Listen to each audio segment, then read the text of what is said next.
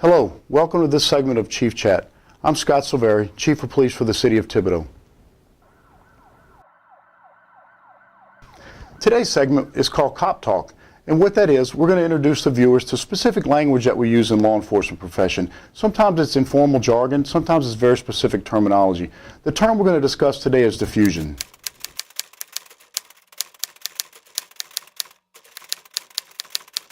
The definition of diffusion is when the geographic area enjoys the benefits of the enforcement activity, although it's not specifically related to the location where the enforcement is occurring.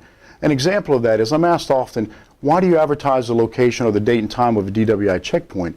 That's an example of diffusion. Although it's at a certain place and time in the city of Thibodaux, the public doesn't know exactly where that location is going to be. So it creates a deterrent effect for all the folks that may engage in impaired driving. So that's an example of diffusion. Although there's a checkpoint at a certain intersection in the city, the benefit of that to law enforcement is the deterrent effect by preventing drivers from potentially driving impaired because they know at some location that there will be a DWI checkpoint.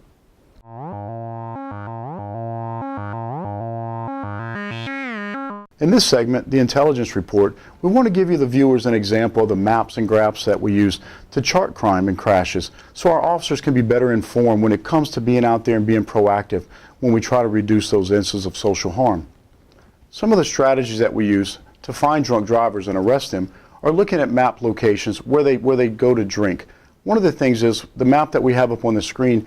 It illustrates all the on-site alcohol consumption permit locations within the city of Thibodaux, which means these are typically bar rooms and places where individuals frequent to drink.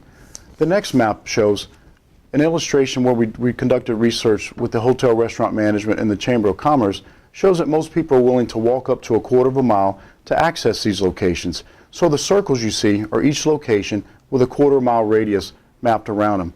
As you can start to see, there becomes a very high frequency of locations throughout the center of Thibodaux. The next illustration that we're going to show you is exactly where every DWI arrest was made in 2011 by the Thibodaux Police Department. Last year they totaled 183 DWI arrests in the city of Thibodaux. So this map right here shows where each officer affected each individual arrest. What you'll do is you'll see the next map is what we refer to as a kernel density map. And the shaded areas of red, those are the highest frequencies of DWI arrests. And as they turn into orange and yellow, those are less frequent but still significant DWI arrests. And as you'll continue, what you'll see is a correlation between locations of on-site alcohol consumption where people go to drink and where drunk drivers are arrested, which means these are some of the most dangerous areas within the city where people may drink and drive. And it's very imperative that the police department is in those locations at certain times to detect them and arrest them and get them off the street. The last map that we're going to show you is a combination of the on-site alcohol consumption locations with 1/4 mile radius along with the kernel density for highest frequencies of DWI arrests. So what you see is it's a correlation or a relationship between where people go to drink and where drunks drive and where drunks are arrested. This is just an example of the mapping and the technology that we use to tackle one strategy such as drunk driving.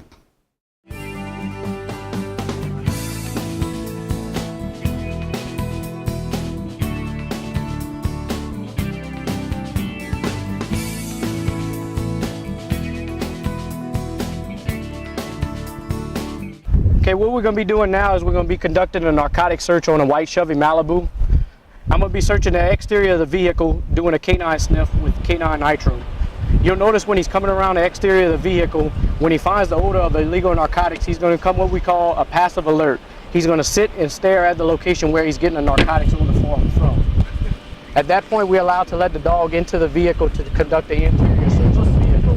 As you notice, while Canine Nitro is conducting the interior search of the vehicle, he again comes to a positive indication on the center console of the vehicle. He hits his passive alert and he sits there and stares at the location where the narcotics odor is coming from. Once we open the center console, we observe that there's 2 bags of illegal narcotics known as marijuana inside the center console.